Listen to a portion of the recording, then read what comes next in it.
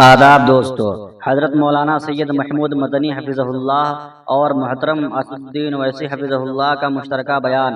ہمارے نظریات الگ ہو سکتے ہیں، ہم ایک ہیں، ممکن ہے کیا؟ حضرت مولانا محمود مدنی صاحب حفظہ اللہ کے تازہ انٹرویو کے اسد الدین اویسی NRC تعداد ازواج والی گفتگو کا بطور خاص ذکر کیا جا رہا ہے۔ سب سے زیادہ ہنگامہ اویسی والے قصے پر برپا ہے۔ یہ طوفان تھما نہیں، لوگوں نے پرانے بیانات کو بھی کھنگال کر زیر بحث لانا شروع کر دیا۔ اسد الدین اویسی کے متعلق سابقہ بیانات کو بھی موضوع بحث بنایا جانے لگا۔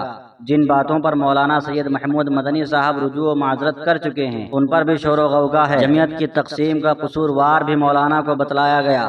انٹرویو کے دوران جو گفتگو اویسی صاحب سے متعلق ہوئی، کچھ لوگ بطور خاص اس کی موافقت میں بول رہے ہیں تو کچھ لوگ مخالفت میں سر کھپا رہے ہیں۔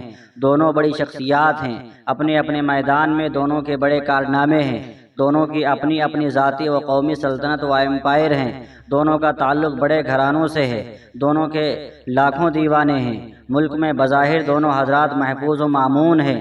قوم و ملت نے دونوں کو شاہانہ طرز زندگی دیا ہے۔ دونوں کی محبت میں لاکھوں لوگ لمحوں میں مٹ جانے کو تیار ہیں۔ مجھے دونوں کے موافقین و مخالفین سے اس وقت کچھ نہیں کہنا، نہ ہی اس وقت کوئی کسی کی سنے گا۔ یہ دیوانے صرف اپنے قائد و رہنما کی سنیں گے۔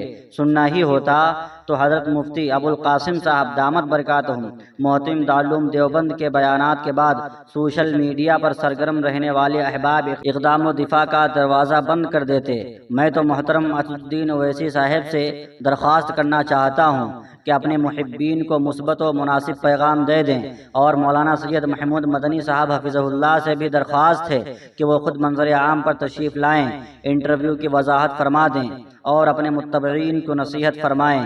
دلی میں رہ کر دلی دور نہیں ہے، دونوں حضرات شام کی چائے ایک ساتھ بھی پی سکتے ہیں۔ امید ہے لوگوں کو تسلی ہوگی، طوفان تھم جائے گا اور زہریلی میڈیا کے زہریلے منصوبوں پر پانی پھر جائے گا انشاءاللہ۔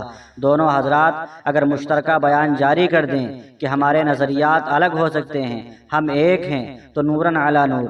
اگر بیان نہ جاری ہو تو بھی کوئی بات نہیں، مشترکہ چائے کی چسکیوں کی تصویر ہی مل جائے تو مسلمانوں کو بانٹنے والوں کے سر پر اولے پڑ سکتے ہیں۔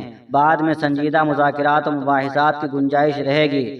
ہارون رشید عاصم، جمعیت دار ارقم۔ ناظرین اکرام، آپ کی کیا رائے ہے اس ویڈیو کے متعلق کمنٹ باکس میں ضرور بتائیں، اور اگر چینل پہ پہلی بار آئے ہیں تو سبسکرائب بھی کر لیں۔ خدا حافظ۔